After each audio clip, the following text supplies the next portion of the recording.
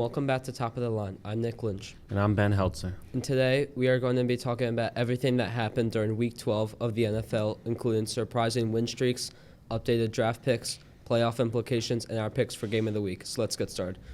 So Ben, the Denver Broncos, when they started 1-5, we were like, oh my God. And then the last 5 games we were like, oh my God.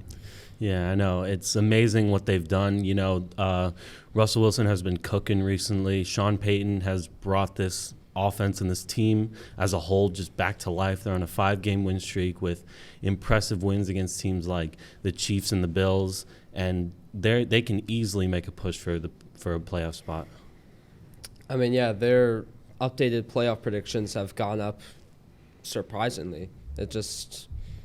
I think we're looking like at 70% maybe for the Broncos to make the playoffs. But so do you think they have a chance? And if so, how far do you think they'll go into the playoffs? They'll probably be a wild card exit, I'm not going to lie, but they could easily get in because they have the head-to-head tiebreaker over the Bills, and it could be between them and the Bills for the 7th seed, and they would get it, you know, if they both go 9-8 or whatever.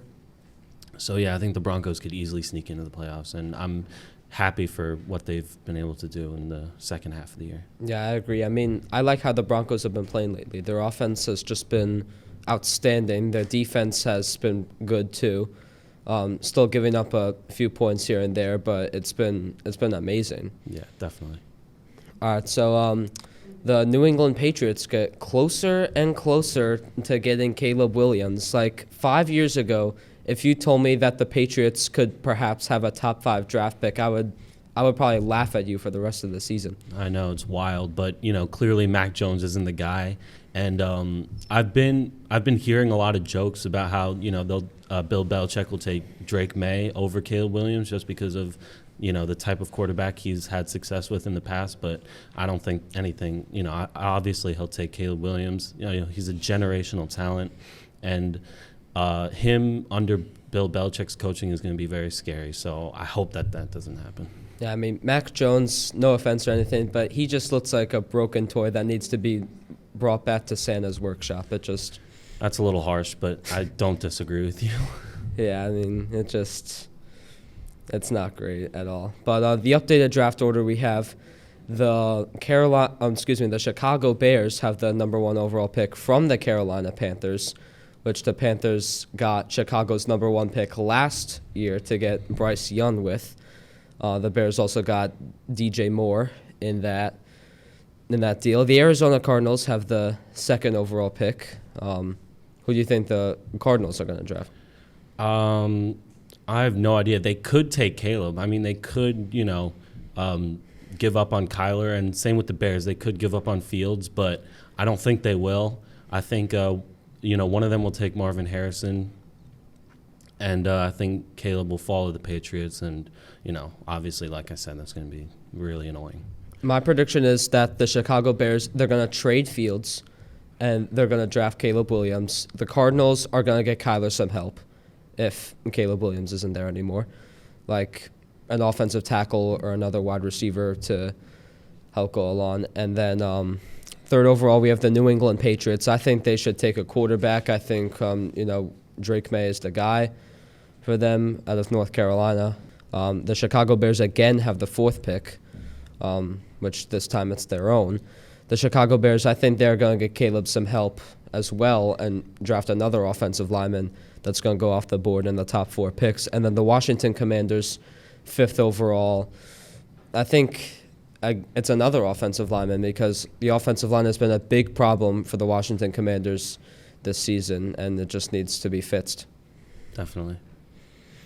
All right, so next we're going to talk about the Jacksonville Jaguars and the Atlanta Falcons take control of the South. Jacksonville leading the AFC South with a win over the Houston Texans in Week 12, and then the Atlanta Falcons with a win over their division rival as well, the New Orleans Saints. Yeah, and it's crazy to me how those 2 divisions are probably the worst 2 divisions in football, but they're also like the 2 most competitive divisions in football. The Saints, Bucks, and Falcons are all in it, and the Texans are still in it in the AFC South. But I think the Jags with the win, you know, on Sunday will, you know, take full control and carry it. But the NFC South is up for grabs, and I don't think anybody deserves to win. But we'll have to see what happens. I mean, someone's got to win that South. It's just a matter of time whether or not someone will win it. The AFC South, on the other hand, the AFC South is better than we thought going into halfway through the season. I think the Houston Texans have stepped it up with C.J. Stroud. The Colts are starting to come alive once again, but the Titans are just falling behind the rest of the pack. Jacksonville is leading the division. They look like a power team. So exactly, and I thought the Colts were going to be terrible, but they have the 7th seed right now, and the fact that the AFC South could potentially get 3 teams in the playoffs is wild. But the AFC as a whole has just been wild in general, with the Steelers and Browns playing better than anyone thought they would, even though the Browns lost Deshaun Watson for the year, and I'm sure they'll drop. The Steelers can easily keep that 5 seed and get into the playoffs. And the Dolphins and the Ravens and the Chiefs and the Jaguars as division winners. I mean, any one of those teams can make a push for the Super Bowl. And I think that the standings will definitely shake up between now and Week 18. But, we'll just have to see what happens. I think Pittsburgh, though, is one of the surprising teams. I mean, Kenny Pickett, he might be one of the worst quarterbacks we have this season in the NFL. But the Steelers just win games. It's just, like their defense and their team just plays well. Yeah, and they're going to stick with Pickett, even though I don't think they should, because they're going to get into the playoffs because they have such an easy schedule. So they're going to pretend nothing's wrong, but Pickett's not the guy, and they should probably get rid of him sooner rather than later. Yeah. All right, it's time for our Game of the Week. So, Ben, who do you have for your Game of the Week? I mean, I think this one's a no-brainer. This one's probably Game of the Year for me. At least right now, it's the Bills-Eagles game. It seems like every year the Bills are in a Game of the Year candidate, and every year they're on the losing end of it, and it sucks for them. But it says a lot about them and how they, can overcome a lot. And even though I don't think they'll make the playoffs this year, if they do, it would be a great story for them. But, it just sucks.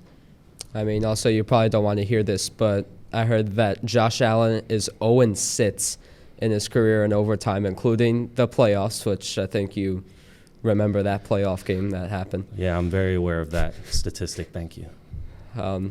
But, yeah, for my Game of the Week, I think it's also kind of a no-brainer. We have the Jacksonville Jaguars and the Houston Texans. The Texans hit a field goal off the crossbar, which would have tied the game to send it to overtime. That was just a heartbreaker for the Texans. C.J. Stroud on the sideline with his reaction, the whole Texans team on the sideline but, reaction. on the other end of the spectrum, I think it was a great win for Jacksonville. They came into Houston, a hostile environment, against a red-hot Texans team looking to take control of the division, and they denied them. And now they have full control of the division, and I think they'll end up winning it. And, it was a great win for them. I mean, the plus side for Sunday's game, the Texans, they did have nice uniforms. I mean, you can't go wrong with That's always this. nice. Well, that's all we have for the NFL today. But when we come back, Noah and Matt will go over what happened this week in college football. So stay right here. Welcome back to Paul Fonte's predictions on Top of the Line. Today we will be covering Week 13 of college football. First up, we will be talking about Michigan versus Ohio State. Michigan holds their ground at home, defeating Ohio State 30-24. J.J. McCarthy had 148 passing yards and a touchdown. Noah, what stood out to you in this game? So honestly, in this game, I feel like what I said was going to happen happened. I mean, Michigan's defense played as well as they could against an amazing Ohio State offense. Ohio State's defense continues to be their kryptonite in these kind of games against the top teams in the league.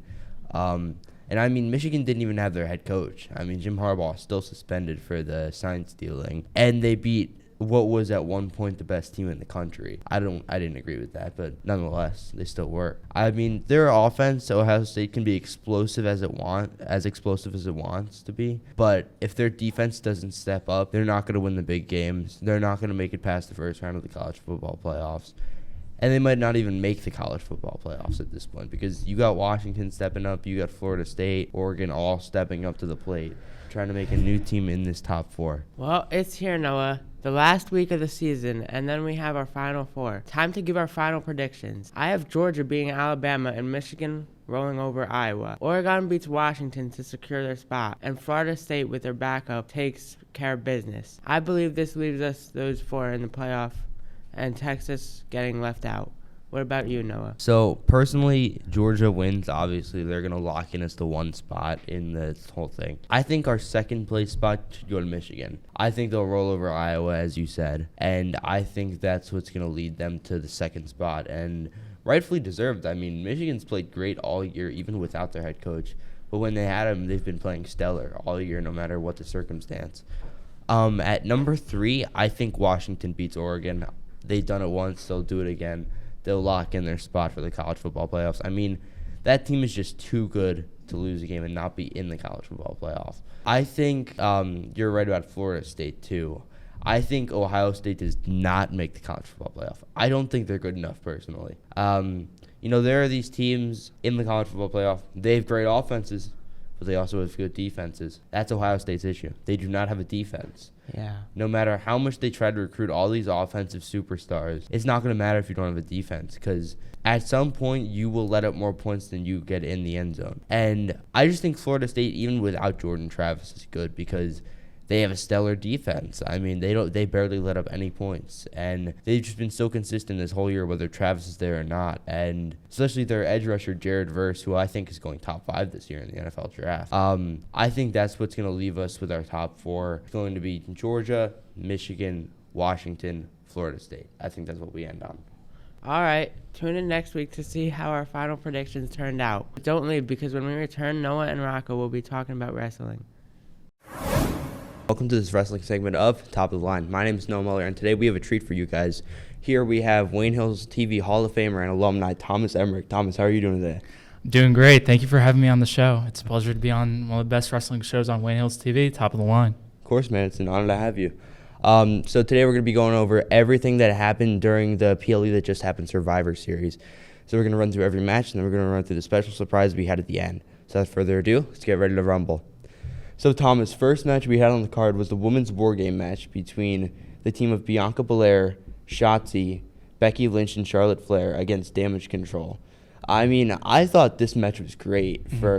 They gave the woman a bunch of time, and everyone did great, especially like the Charlotte Flair and Io Sky spots off the top of the cage. What do you think of the match? So, I honestly thought the match was a great way to kick off the show. I mean, there was a lot of extreme moments, like Io Sky. She jumped off the top of the cage with the garbage can, which that was a phenomenal spot. And then we also saw an incredible moonsault from Charlotte Flair off the top of the War Game structure. That was another incredible spot. But I thought it was a great way to kick off the show. And to be honest, I thought it was better than the men's War Games match, in my opinion, which I could have some heat for that. But I just thought personally it was better than the men's. I can agree with you there. I mean, the spots there were great. All the production in that match was great. Mm-hmm. The men's had a lot more storytelling, but that's a conversation for a different day. Mm-hmm. But yeah, I can agree with you where you're coming from. Next up on the card, the second match, we had the Ring General Gunther defending his Intercontinental Championship against The Miz, trying to get his, I think, 8th or 9th Intercontinental Championship. Yeah. And tie Jericho. I mean, this match had all the elements. It had great storytelling in the ring. Mm-hmm. It had Miz using heel moves even as a face. That's what I love about what they did with the Miz heel turn. They didn't change his character. Yeah. They just made him face. Mm-hmm. I mean, I thought this match was honestly pretty good for the amount of time it had, which wasn't much. But I think it had all the elements. What did you think, Thomas? So I did think this was a very predictable match, as probably most of you would have thought. And I knew that Gunther was obviously going to retain his Intercontinental Championship. But I thought, like in the spots during the match, I thought that that The Miz was actually going to pull it off and possibly beat Gunther. But in the end, Gunther ended up retaining his Intercontinental Championship, which I thought it was a very, very good match. And I think it was probably like one of the best matches of the night. Yeah, I'd say so too. I mean, that skull crushing finale had me. I thought he won it easily. Moving on to what I think was one of the better storytelling matches of the night was Dragon Lee versus Santos Escobar. I mean, Dragon Lee isn't really a part of this whole LWO story. It was kind of just a random fill-in. Yeah. But I mean, both the guys did great, and they had like no time to execute all this. They were given like less than 10 minutes, I think, for the match. But Santos has just been money as a heel. Yeah. Dragon Lee has been amazing since he's gotten called up to SmackDown. I mean, this match did great for the people they had in it and the time they had to fill out everything in the match. Yes. What did you think of the match and how it went? I thought it was a very good match to put Santos Escobar over as a heel. I didn't see Dragon Lee beating Santos Escobar after the role that Santos Escobar has been in as a heel so far. He has been phenomenal, and it's bringing me back to Rey Mysterio versus Eddie Guerrero. I wish I was live back then in 2005 because I thought that was a phenomenal feud, but unfortunately I wasn't. I was not born yet. But yeah, I think it just like gives me like flashbacks of that feud. Yeah, that was it was great, honestly. The way they're portraying Santos as this huge heel. I mean, he is decades ahead with his heel role than he was as his face. Yeah. And pushing him to the moon is 100% the right decision. But yeah, with the Santos, I just think it's the money the way they're using him. And I think he could win a title at some point very soon. Yes, I 100% agree. I could see him maybe going after the United States Championship. Yeah, Logan has to come back to TV at some point. Yeah, actually, he's come back on this Friday on SmackDown. He is, really? He's returning. Nice. Him and Randy. That's gonna be great. Thomas, I want to thank you for coming, man. Thank you. Thank you for having me on the show. It was a pleasure to join you. We'll be right back from this break because when we come back, me and Rocco Coppola will be finishing up our Survivor Series recap on Top of the Line. All right, we are back on Top of the Line with Rocco Coppola, now filling in for Thomas Emmerich. Rocco, how are you doing today? Good, man. The pay-per-view was so fun to watch, and obviously it's always fun to see Thomas Emmerich, the legendary Thomas Emmerich, coming back, making his presence felt at Wayne Hills High School on the special edition of Top of the Line. Glad you're joining us here, as now we're going to get into the next match. Zoe Stark versus Rhea Ripley. Noah, I know people weren't really that big of a fan of this match, but I got to be honest with you, man. They put so much effort into this with the way that they were moving, and Zoe Stark looked good. I got to be honest. Yeah, I think they really portrayed Zoe Stark here as a top woman in the game. I mean, they put her at the top of the women's division. They put that trust in her when they had her win the Battle Royal, and she put none less into the match at Survivor Series. I mean, I think it was phenomenal. They didn't have much time to execute it, and it was a predictable finish, obviously, because they're going to have Rhea lose that title at Mania. But maybe keep it longer. Yeah, but I thought the match was great for what it was, and that's what we have to do with some matches. We have to accept them for what they are. Yes, and with the way that they were moving out there in the ring, they put some good spots out there. I know that nobody really cared for the match. I'll be honest, I left a few minutes before the actual bell, so I can't really say too much, but from the highlights, looking back on it, they did a good job. Jey Uso, Sami Zayn, and a surprise return, which I'll get into in a minute, against the Judgment Day consisting of JD McDonough, Finn Balor, Damian Priest, Dirty Dominic Mysterio, and surprisingly, Drew McIntyre. I mean, this was honestly a good match. This delivered on a lot of cylinders in terms of storytelling. I mean, maybe some of the spots weren't the best, but storytelling was great. And, of course, the huge surprise of this match, we had the Viper, the legend killer, Randy Orton, returning for the first time in a year and a half. I mean, electric pop. So shocking the way he came in. And he dominated in the match, too. Rocco, what did you think of this return? What do you think of the full match? Oh, my goodness. When Rhea Ripley came out with the Money in the Bank briefcase, I really thought for a second that Damian Priest was really going to cash in because it was a genius move. Seth couldn't even get up. He had no idea where he was. But the way that Rhea Ripley looked when Randy Orton's music hit looked like she saw a deer in the headlights. And Randy Orton, oh, my goodness. That man has never been that jacked before in his life. I guarantee you right now, he's never been that big with the way that he looked at the pay-per-view. I'm like, is that Batista? Is that The Rock? No, it's Randy Orton, the one and only Randy Orton. But he looked good in the ring. I got to be honest, the RKO spot with JD McDonough, that was awesome. Oh, man, I love seeing the RKO. He's been gone for what, 18, 19 months? Yeah, just about that. Yeah, it's always good to see him, you know, and it's really good to have him back. It really wasn't the same without him. and we finally get Randy Orton with Triple H's booking this time. Yeah, we had it so good with Randy before he had an injury, and we didn't realize that until we lost him. Yeah, and I'm really excited to see how his old friend and still friend, Triple H, is going to use him now with this new regime, especially with the next guy that we're about to talk about in a second. And yes, gentlemen, ladies, I can promise you it's not Vince McMahon's WWE anymore. Yeah, so moving on to the man we are going to talk about, the best in the world. CM Punk is back in WWE for the first time in just about a decade. I mean, no one expected this. This is one of the best well-kept secrets since the Hardys and Bray Wyatt returning. In separate pay-per-views, obviously. But this was amazing. The return, the pop, everything. It being in Chicago, just everything was picture perfect as it could be. And this is huge for WWE because AEW let him go. AEW screwed everything up with him over Jack Perry. And now we're getting the best in the world in the best brand in the world. Rocco, what do you think of this? Oh my goodness. The way they executed that return and kept it under wraps, just so tight. Perfection. CM Punk, hometown, for a second there, Triple H, he got me. He got me for a second. I thought for a second, they're rolling the logo, man, I guess we're not going to get CM Punk. My heart drops when I hear the little record scratch, and there you go. A remastered version of Cult of Personality, and he comes out. Wow. I was stunned, but so excited at the same time. And here's the message. Tony Khan, you had gold in CM Punk, and you let him go for what? He wasn't even the main guy. That was the problem. It was Jack Perry, it was Hangman Adam Page, the Young Bucks, who are not even with their company anymore. It's all on you, buddy. Now you just gave the best in the world back to the best pro wrestling company in the world, where he rightfully belongs, in the WWE.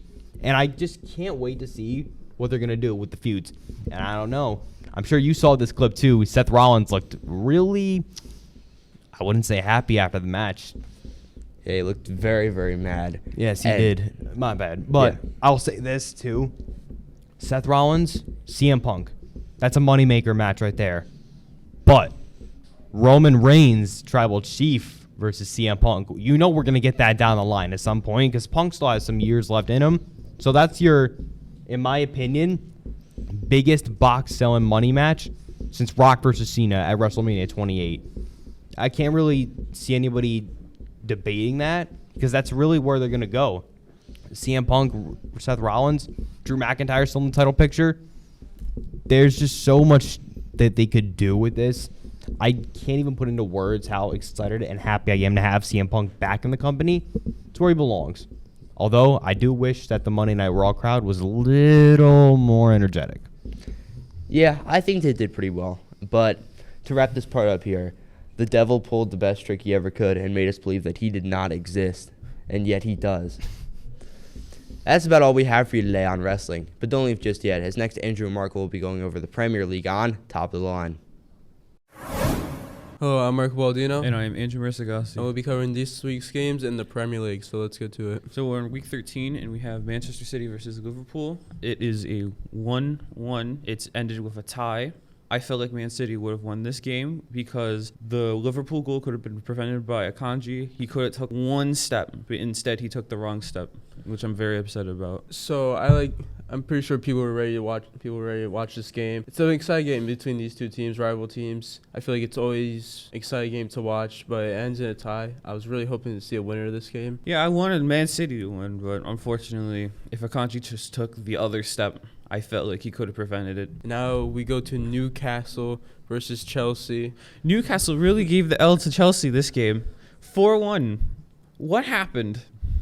It looks like we went back to Chelsea at the beginning of the season. Just terrible. I got excited with the recent games against Tottenham and Manchester City, like how good we were playing. And now we just went back down 4-1. It's just, and then add on it, Reece James gets a red card, so now he's gonna be out for a game. It's unbelievable. You went from basically defeating the team that was in first place to then tying with Man City, who was in second place around the time, to now just losing. It's unbelievable. I don't know how that would happen. No, it's disappointing. Like goal after, then Newcastle scoring 4 against, and then I I watched the game, Thiago Silva with the mistake, and it's just 4 mistakes that cost us.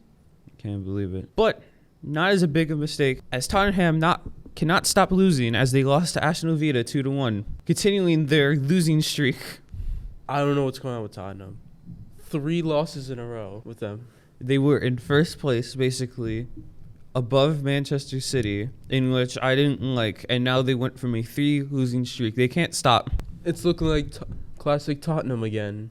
But yeah, they were doing good at the beginning of the season, being in first place. And now 3 losses in a row. What's happening? I don't know what's going on with them with 3 losses in a row. It's not like they're playing like the best teams in the league right now. Not good for them. It is definitely not good for them because then it lowers their rating when it goes to that, when we talk about that later.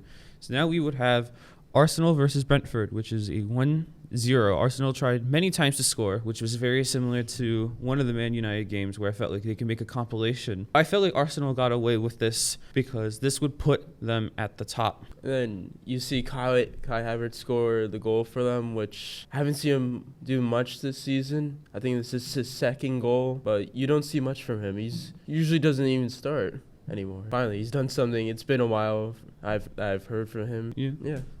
And now we take a look at, I want us to take a look at the 3rd minute in the Manchester United game. Personally, I think this could be goal of the season, Puskas Award winner. It's Garnacho, the 19-year-old for Manchester United, scores a world-class bicycle kick.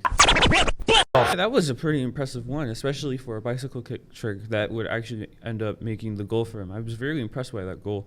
Yeah, people say it looked like Wayne Rooney. It was really far out, and then it goes top court. It was in the 18, but it was more by the edge of the 18. And it was such an amazing goal. It was impressive, I will say, for that. So we will go to our standings. For first place, we have Arsenal with 30 points. Because of that takeaway game, they're now in first, which I'm very upset about, which brings to second place, Man City. It could be worse. You could be 10th place. You could be like 10th place Chelsea right now. I mean, yeah. It's not as bad as 10th place Chelsea. Not It's as always bad been as worse. Yeah. I mean, I'm at least thankful that we're still in second, so I'll say that. You guys are close. By I'm one pretty sure point. Arsenal's not gonna stay in first for that long. Yeah, they can't stay in. So second place, Man City with 29 points. In third place, we would have Liverpool in 28 points. For fourth place, Aston Villa for 28 points. Fifth place, Tottenham for 26 points. Oh, how have they fallen? They went from first to now fourth, I think, to now fifth. It's disappointing. 3 losses in a row really cost you with points, and you can see how they are now, 5th place. Yeah, in fifth place. I'm quite shocked by that. We don't know about the future for them, so we'll see. Thanks for watching. Tune in for next week on recap of NFL and college football games, results of SmackDown, Monday Night Raw, and continuing coverage of the Premier League. All and more in the next episode of Top of the Line.